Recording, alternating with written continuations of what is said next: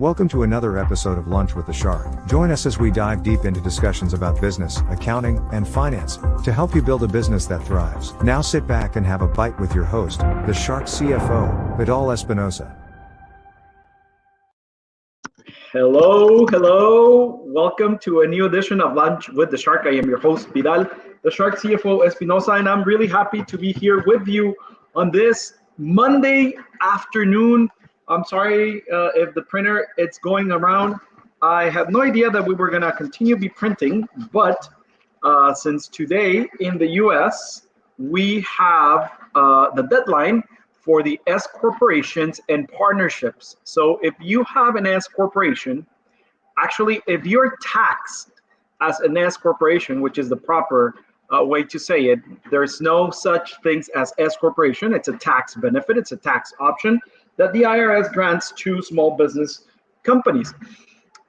There's certain qualifications. We can get into it, but it's a boring topic because you are not supposed to know anything about taxes other than any deduction should be necessary and ordinary, and you can deduct anything that's pertaining to your business activity. Okay, so therefore, if you have requested the benefit to the IRS to be taxed as an S corporation, you have to file your taxes today or file an extension to present your tax returns within the next 6 months. Remember, today it's the deadline to file also your taxes. Now, as an S corporation, generally you do not owe taxes for the federal government, but for the state and mostly state of California, you do owe taxes. Then therefore, you must pay your taxes today, or at least 95% of the taxes that you estimate, let me rephrase that your accountant or tax advisor has determined on your behalf. Today is the tax payment deadline. If you do not pay it today, then you will have penalties and interest. If you do not file an extension, you will get very steep penalties. Okay, so file an extension to present, let me show you, to present your tax return for federal and state purposes. Okay, we are filing some tax returns by paper, others are electronically filed, but some need to be filed paper. Okay, so today, S corporations and partnership tax returns are due.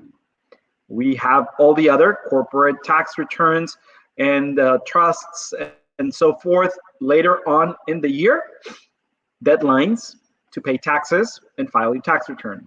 Okay, so that's why you heard my printer in the background. I apologize, but we need to file them today.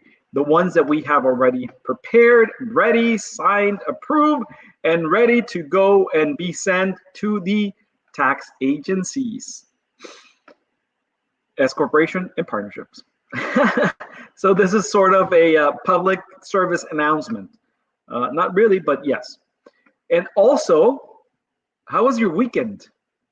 I can tell you that my weekend was really, really, really good. It was my mom's birthday on Saturday. My brother from Guadalajara came over and she had every son. José Luis, ¿cómo estás, güey? Felicidades, saludos. Un abrazo a todos en casa. Espero que todos estén bien. Gracias por escuchar. And it was my mom's birthday. And on Saturday, happy birthday, Anita. And my brother from Guadalajara was here. My sister-in-law from Guadalajara as well was here. And we had a celebratory, gracias de tu parte. We had a celebratory weekend, which actually started at like almost a week ago. We started celebrating her life, and in a very good way. And we had amazing family time, the three brothers with my sister-in-laws, my niece, my nephew. We brought in via Skype, or what was it? I think FaceTime my nieces and nephew from Guadalajara, and my mom had a really good time, I think. That's what she claims, which is pretty sure the truth. And we actually unplugged from the rest of the world. It was just our family nucleus, and we can care less about the external surroundings. That's what you should do over the weekends. Forget about your external surroundings and just focus on yourself and your family. It was really relaxed. Let me tell you one thing: zero drama, zero drama. Uh, and we just were relaxed, enjoying ourselves. We had very good food over the weekend. I think that we overate, but that's okay. Um, we had an amazing cake by Danny Flowers. We took my mom to this place here in Tijuana, where she actually decorated her own birthday cake. And let me tell you one thing: the cake itself was really, really, really good. It's been pretty much birthday cakes. Listen, birthday cakes, it's been one of the best birthday cakes we've ever had. So if you are in Tijuana or in surroundings, go visit her, Danny Flowers. We're gonna put in her information, because let me tell you, when you find something that is really good as this, they deserve to be mentioned and send the information so you can actually also enjoy it. And what do we celebrate today? Today we actually celebrate uh, Ides of March. Ides of March. This is a Latin celebration, and I don't refer to Latin America. This comes from Rome, and it actually celebrates or commemorates the middle of the month, and it comes from the Latin word idus, which means middle day of any month.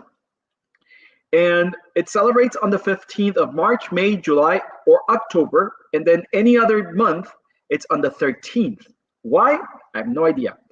And it was actually to celebrate or remind anybody that had a debt that it had to be paid on the middle of the month, in the middle.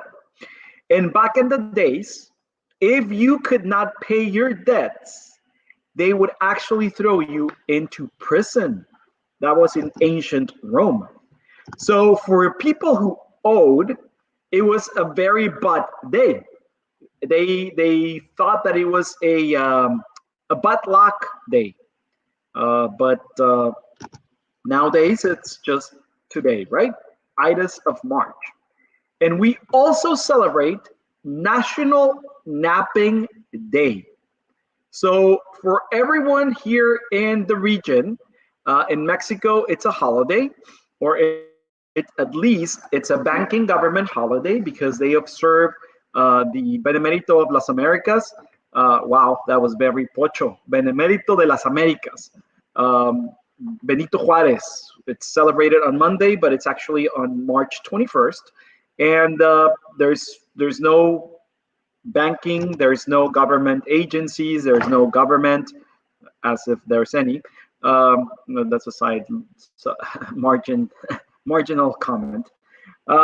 So you should nap, you should relax, continue your long weekend. You deserve it if you work hard, or if you hardly work too. You can also deserve a nap. Anybody deserves a nap, right? So what's going to be our topic for this week? This week's topic, it's going to be the act of juggling your work life with your personal life. Holy crap. How do I juggle between my personal and my work life? It's interesting. It's interesting because some of us go into business on our own, self-employed, to generate ourselves something to do, to be busy, to be occupied. Not just in reality to be a business owner or to have a business, just to generate ourselves work, a self-employment, occupied, and not be present in our houses, families. I've been, I can tell you that I've done that. I can tell you that I've been prisoner of that. Prisoner of creating job, creating work, loading myself with things to do and not be present.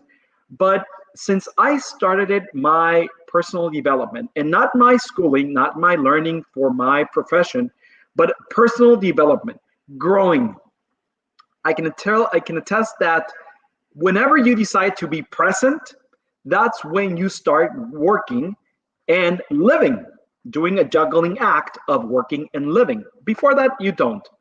And I can tell you that I've heard firsthand partners of mine that I just want to be busy, so I am not at home with that witch.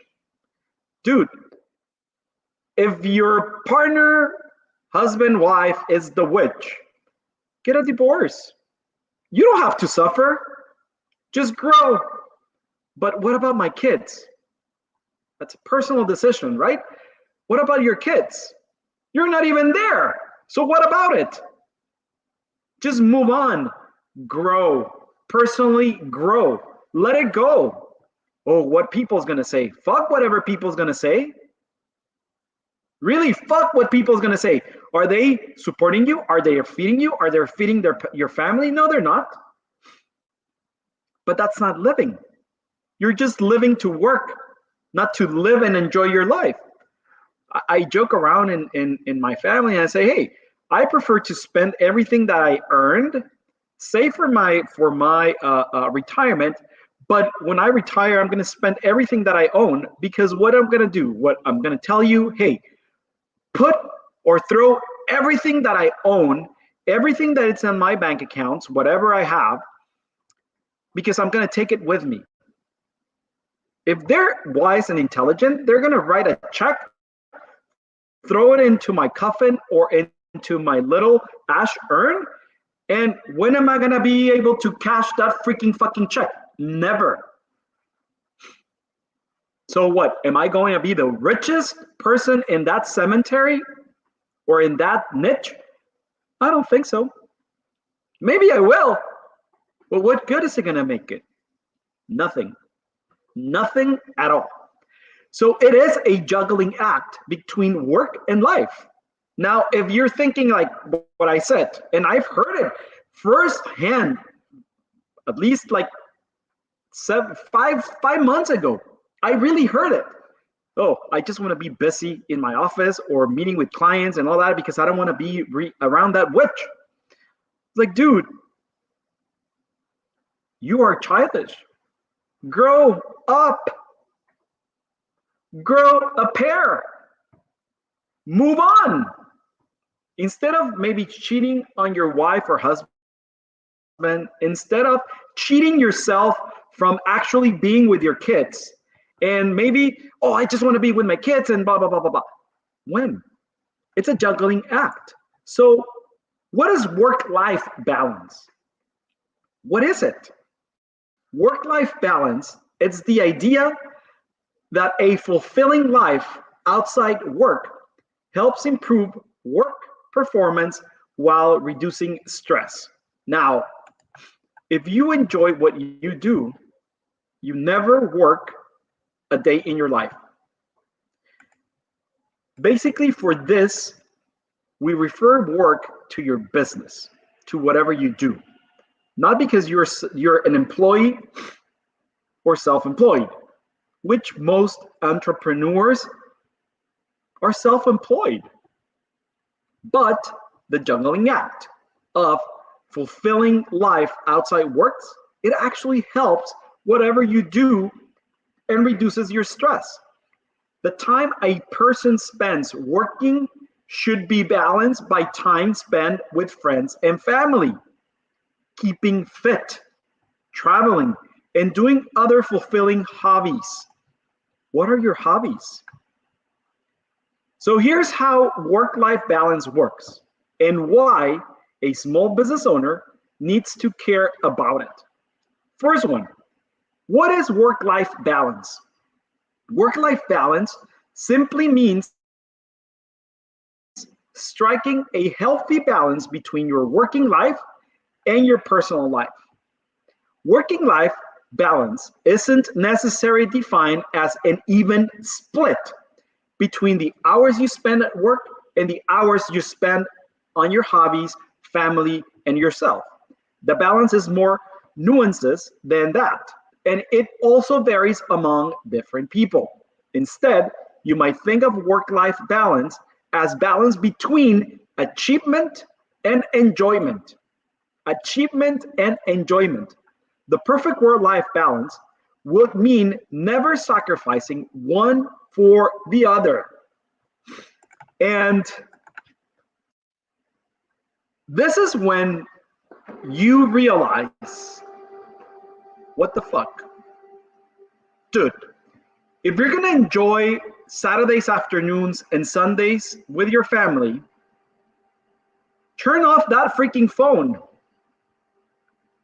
You were born without a cell phone. Let me remind you, you were born without a cell phone. Nowadays, you have your cell phone integrated to one of your hands. Okay, so turn it off. I actually turn off the office phone Friday afternoon at 5 p.m. And I do not turn it on until Monday morning at 9 a.m. Oh, but what if there's an emergency? The IRS does not work from Saturday to Sunday. The state of California and any agencies do not work on the weekends. There's no banking transactions during the weekends. So therefore, what would they need me for? Your emergency is not mine. I'm not going to fix anything during the weekends. Therefore, my office phones are not answered nor turned on Friday at 5 p.m. to Monday at 9 a.m. It is what it is. Same as my email. That's completely unconnected, disconnecting from my office environment. So I can be present. But you are not going to be present until you decide it. Not until I tell you, not until your husband, wife, partner, whatever it is, obligates you. It's until you decide. How does work-life balance works? At its core, the work-life balance concept exists solely to bring attention to the fact that being a workaholic, it's detrimental to a personal psychical and mental well-being. Socializing, physical activity, and hobbies all construed to being healthier and happier. If you go on vacation and you take your work phone, you're screwed. You're not present. And don't give me that bullshit that I'm an attorney. Oh, I'm a doctor. Oh, I'm an architect. Oh, I am a first responder. Fuck. If you're a first responder, you're not where you work.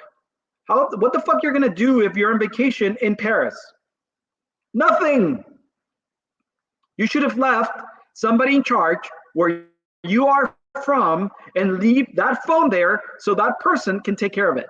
And if you do not trust anyone to take care the way you would take care of your business, then you are self-employed and don't have a business. I'm so sorry I'm telling you this way because there's no other way to tell it. Truth hurts. So therefore, you are just a freaking self-employed individual that wants to play and pretend to be a business owner or entrepreneur. Grow out of it. Not everyone's jobs involves intense physical labor in depressing environment, But work-life balance isn't just important for those with difficult jobs.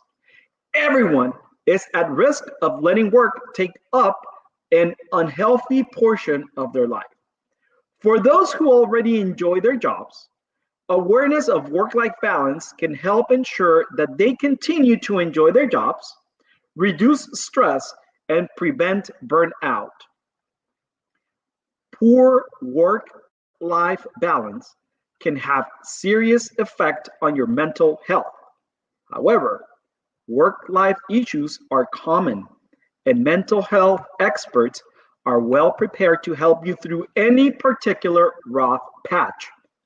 Don't hesitate to speak to a professional if you feel you could benefit from a better work-life balance.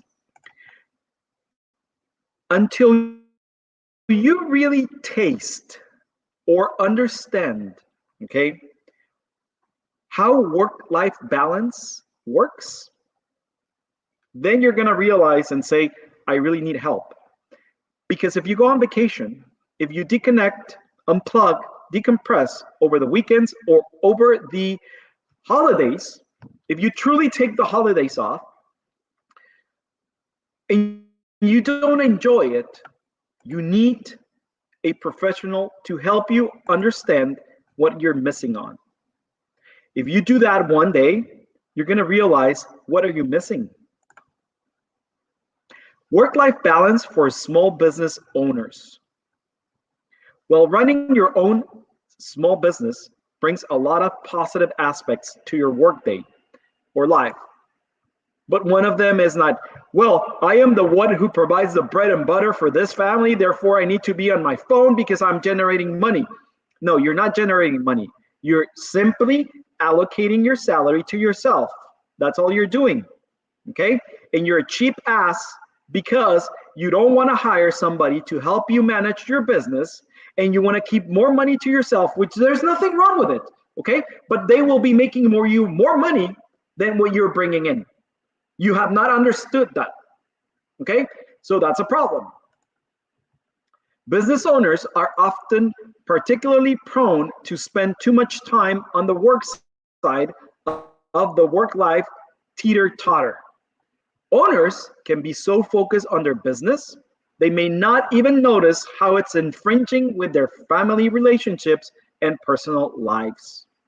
You need to guard against this by making sure that you're giving your family and friends the time and attention they need. Not just by throwing money at them or by buying expensive shit for them or by sending them on vacations without you because I'm here providing for you. No, you're not.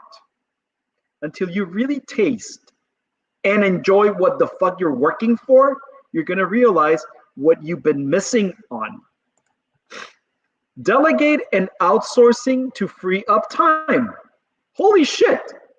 They would not do it because I am the only one who knows how to do it.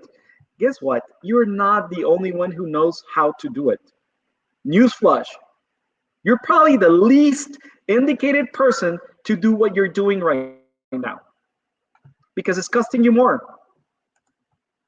But the problem here is that since you do not trust anyone to do what you do, and you are a self-employed individual with a team of 2-3 people that you just bark at them, and you ask them to do what you think it's necessary to be done to keep you more occupied, you don't know how to delegate nor outsource to free up your time. If you knew your freaking numbers, but fuck your numbers, right? Who cares about your numbers? You don't care about your numbers. I care about your numbers.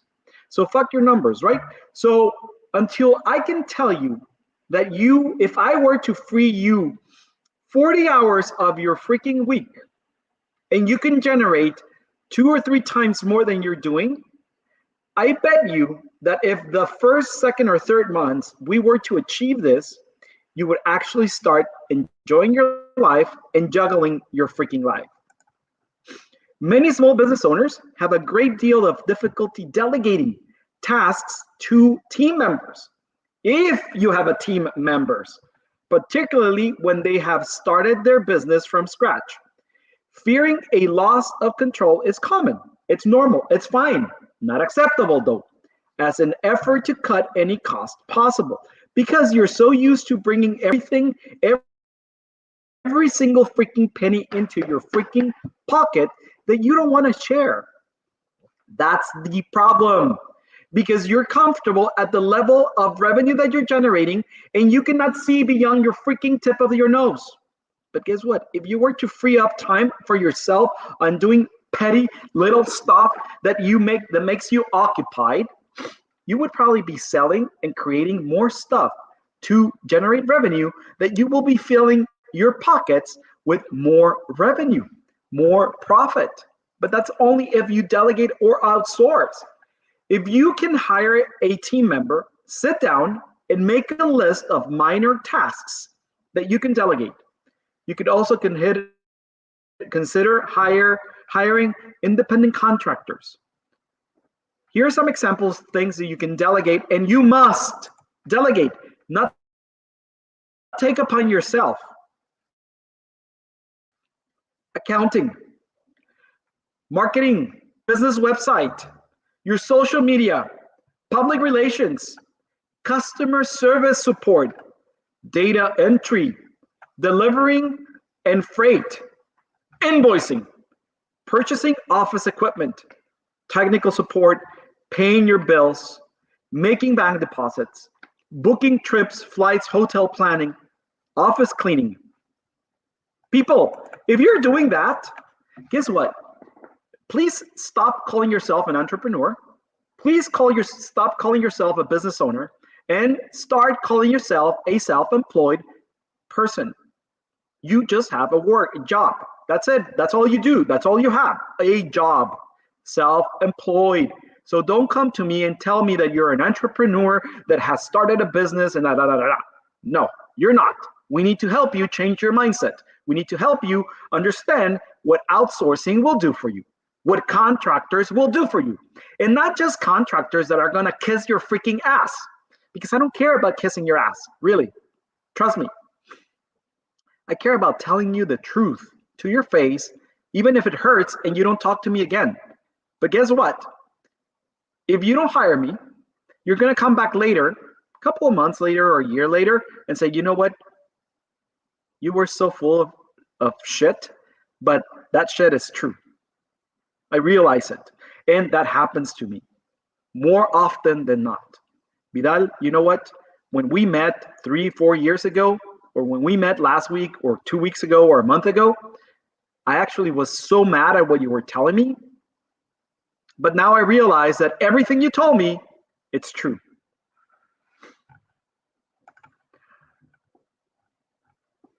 So what are we going to do this week?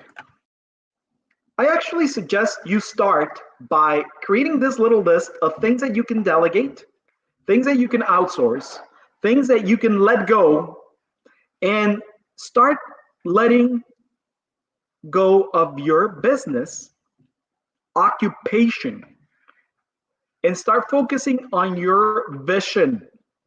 Start focusing on the bigger picture. Let's start by that.